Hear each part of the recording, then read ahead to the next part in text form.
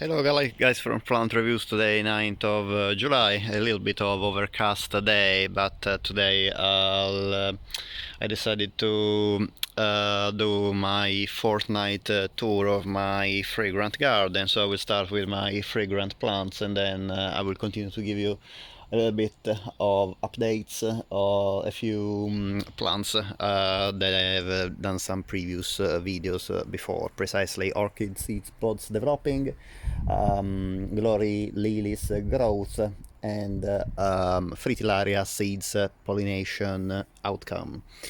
Okay, so let's start with the fragrant garden, and well, let's start with the lilies. These are oriental pearl trumpet lilies, so-called oriental lily. The Zelmira, as you can see, the first flower is the first two flowers actually are fading, and I have still a few in full bloom. You can see around some other. This is the purple prince, another cross between trumpet and oriental. I have still a few Asiatic lilies, like this orange one and the Hotel California, as well as the Avalon Sunset, the beautiful Avalon Sunset. That remember that Asiatic lilies usually are not fragrant, and these are no exceptions. Fragrant wise, I have the beautiful trumpet lily, the golden splendor, still in bloom, as well as the African queen. Lily, this lily, the coral lily or red Turk's cap lily, is now fading, and this is quite interesting. I've cross-pollinated. I have four lily plants that bloomed out of 10 bulbs I planted, and as you can see, the flowers in these lilies go downwards. They basically are bent downwards. However, while the seed pod develops, as you can see, it slowly turns horizontally, and then, I guess in this case, as you can see, and then actually, still horizontally, and then it turns vertically upwards, as you can see in the on the first flowers that bloomed from the bottom, and indeed now are developing the most mature seed pods. This is a quite interesting behavior of this lily, and I found that actually the Crown Imperial, the fritillary, has the same behavior, as I'll show you in a few seconds.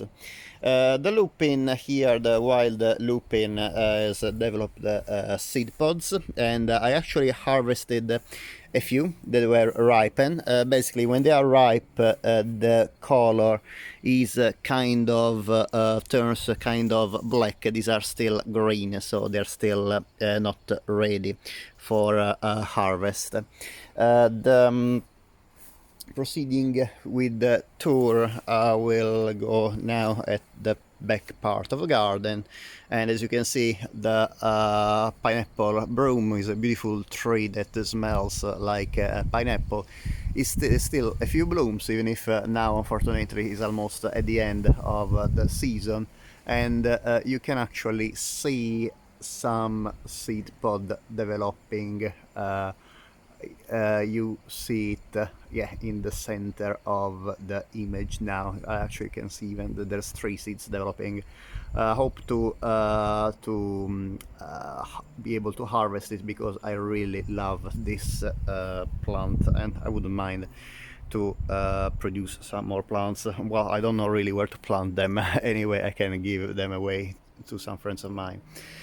Here at the back you see a passion flower. This is a Passiflora caerulea cultivar called Constance Elliot. It is characterized by pure white blooms rather than white encircled with a blue crown.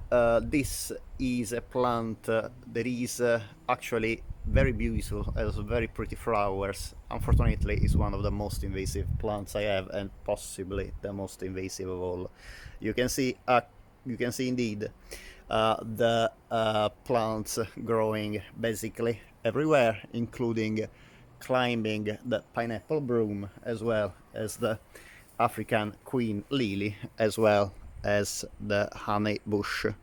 And well, you can see how this plant is invading everything. This is a plant that I tried several times to cut down, but somehow is always able to sprout from the ground. This is a plant that really I would not recommend to plant in any British garden because it's too invasive. Really, this is one of the plants that I regret the most to have planted in my garden. Behind the passion flower you see the clematises. Clematises tend to grow a lot, but they never become so invasive, or almost never become so invasive as the passion flower. Maybe a few species can, but normally they have nothing like the Passiflora cerulean. Unfortunately, clematises are not fragrant, but it's always nice to have a nice variety of colors in the garden. Fragrant wise, here I have a few regal lily, the Lilium regale, that unfortunately are almost faded, most of them. Here I decided to take off the anthers because I pollinated with the pollen of the coral lily, and you can actually see I hate taking off the anthers from the lilies because really I think they look so much better with the anthers. I mean, you can see the difference from this lily. Look how beautiful and elegant it is when the flower is in full shape, and look how impoverished of its beauty is this lily. However, it's always recommendable to basically castrate the flower if you want to cross-pollinate them. So in this way you increase the chances that the pollen you put on the plant is actually the pollen you want to pollinate the plant with, rather than the plant risking to self-pollinate itself, spreading some of its own pollen to the stigma and then producing seeds from there. Here we have a pink delphinium that unfortunately didn't do much of a blooming and is not fragrant anyway. And at the back, as you can see, we have, well, I have the fritillary lily seed pods. You can see that they are almost splitting, and now it's time to harvest them, because this is really, it's better not to get any chance to leave the seeds anymore in the ground, because they will going to split soon, and if you leave it on the ground you will lose all the seeds. And as you can see, I actually managed to get the bulb out as well of the ground, so I have to replant it afterwards. I will just show you the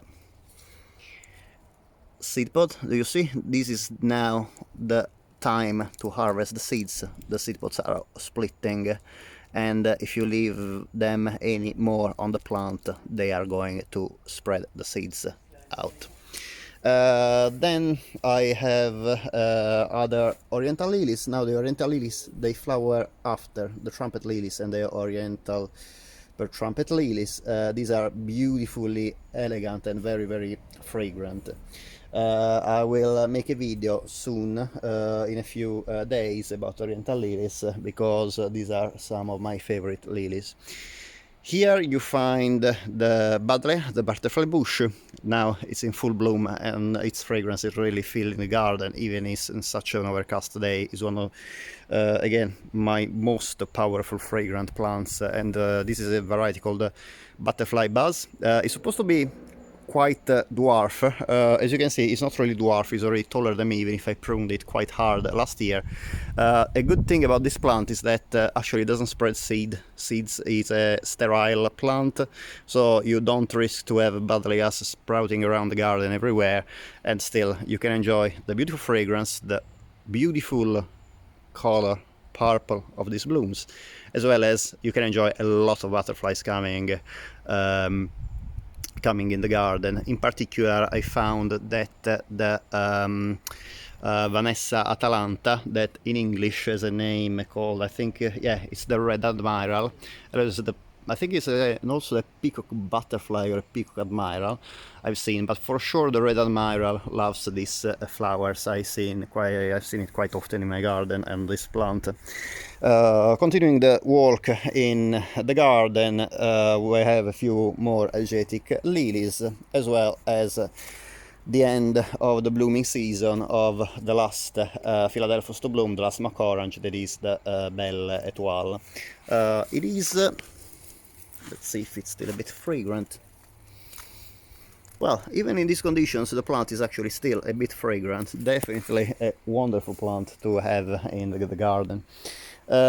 Continuing the walk, I have still in bloom the Lonicera japonica varietas Halliana, the Hall's honeysuckle, very, very fragrant. It's one of the most fragrant honeysuckles. That's another, definitely one of the plants I can recommend the most if you want to fill with fragrance the garden, as well as in this period the trumpet and oriental pearl trumpet lilies. Continuing here, I have one of the most beautiful lilies. This is a hybrid of lily. These are two hybrids. Well, a hybrid in two plants of Lilium nepalense and oriental lilies called the Kushimaya. You can see how beautiful is the contrast between the dark maroon in the center of the flower and the greenish cream on the outer part of the petal. They have a delicate fragrance that is more powerful in the evening, but you're still able to detect it in the during the day. However, it's not as strong as Lilium regale or the African Queen or the Golden Splendor or most of the Oriental lilies anyway. Here we have a curiosity, my lilac, and this is the Palibin. Decided to bloom just with a bunch, I would say, yeah, 10-12 flowers. It is very out of season. They usually bloom in May, and however the fragrance is still wonderful. I just smelled it. Obviously it's not in full bloom, so it won't be able it's not filling with its fragrance my garden as lilacs usually do, because it has just one little bunch of flowers. But if I smell it, if I approach my nose near the flowers, it still smells amazing. Continuing the tour, well, you can see some more clematises. This is Arabella, that unfortunately is not fragrant, but is a nice lilac clematis, lilac purple. Continuing here, I can update you with my experiments of orchid seed pods, and unfortunately my experiment with Cypripedium cross pollination didn't do well. Indeed, you can see the seed pods have aborted. They are dry and they will soon fall from the plant. However, from a positive note, you can see that both of the Pleione, of the white Pleione, the Pleione grandiflora alba, are pollinated and they are developing seed pods. So I will see how I can manage to plant the seeds. They usually need laboratory conditions to sprout, and I will see what I can do. I don't think to go for laboratory conditions. I will see if they will be able to sprout in some sphagnum moss enriched with mycorrhizal fungi. Usually they need mycorrhizal fungi to grow. And oh wow, talking about the red admiral, I have a red admiral that decided to rest on my Stauntonia coriacea. I'm not too sure if I'm sorry, it's not on focus. I'm not able to focus more. Okay, now it's a little bit better. Guys, I'll try to approach it. Okay, now it's closed the wings.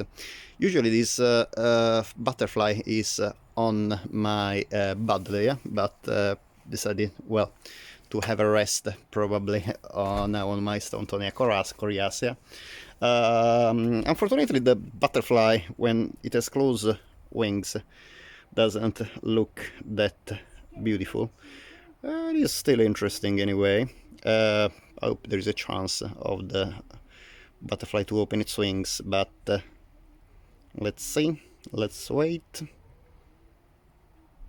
I'm sorry guys, I just really want to, is one of my favorite butterflies in England and in Italy, where I come from Italy, and I have two favorite butterflies in Italy. The macaon, that is yellow with black stripes, and this one that is black with bright red stripes. Unfortunately, I've never seen macaons in Papilio macaon in England, but I'm glad that there's so many red admirers in this country. I really love them.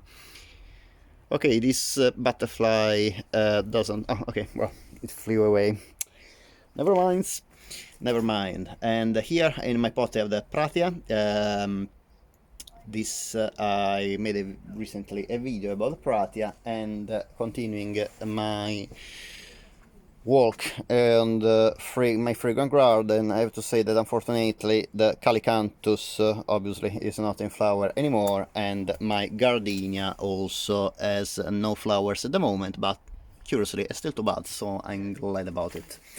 About last update about my Glory Lily. So the Glory Lily, I had a mixed luck with my 3 pots.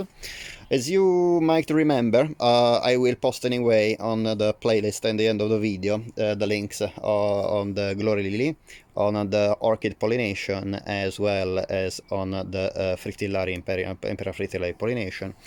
I prepared 3 pots, basically using the same compost and the same technique I showed in the video.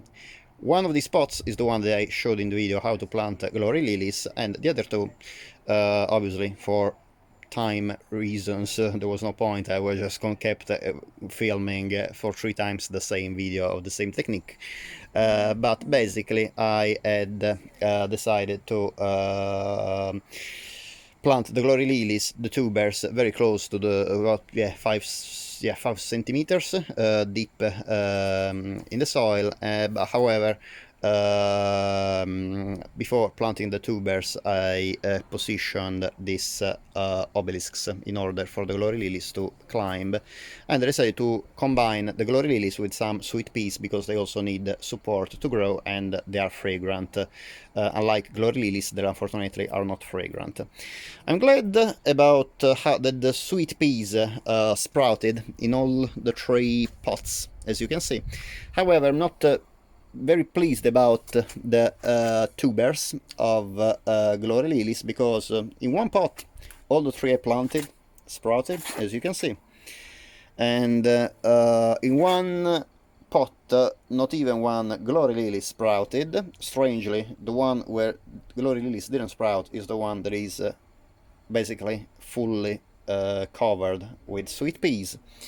And in this other one, 2 out of 3 Glory Lilies sprouted, as you can see, and 1 is almost in bloom. Also, one of the sweet peas is also almost in bloom, and I've just, yes, this one is almost opening, and I have anyway several buds, so I'm really looking forward for the fragrance of the sweet peas as well. I have to see my Glory Lilies. I'm not too sure about the reason why in one pot the tubers didn't sprout at all. When I planted the tubers, they all looked viable. They had a bud, or like a root and leaf bud, and in one of the parts of the tuber is quite oblong. You can see it in on the link, and I'm very surprised that in one pot not even one sprouted. I have to say that after I planted the tubers of the Glory Lilies, we had a couple of days very cold. I'm not too sure if these Glory Lilies, 4 Glory Lilies, the cold was too much, and it damaged the tubers. I decided not obviously to dig them down now, because I hope that maybe they will sprout a bit later. I mean, you can see one plant of the Glory Lilies is still quite short in comparison to the others, and one thing that you have to be careful about the Glory Lilies is actually to guide them when they tend to go out of the obelisk, so it's always better to guide them in it, so they will grow with full support. So I'm not too sure if it was because of the cold we had for a couple of days that one of the pots didn't sprout at all, and in one pot one tuber didn't sprout. I will keep you updated in the next weeks.